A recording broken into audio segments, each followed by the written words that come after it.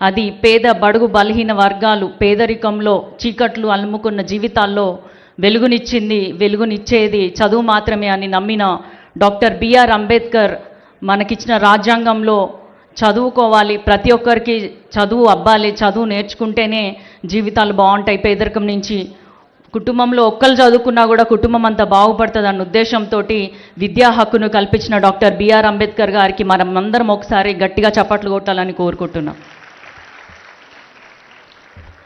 మొట్టమొదటిసారిగా నేను ఒక సోషల్ వెల్ఫేర్ స్కూల్కి ఎప్పుడు వెళ్ళాను అంటే, మా నాన్నగారు సోషల్ వెల్ఫేర్ మినిస్టర్గా ఉన్నప్పుడు మమ్మల్ని ఎక్కడికైనా తీసుకెళ్తే అక్కడ ఆ స్కూల్స్ని ఇన్స్పెక్ట్ చేసేవాళ్ళు.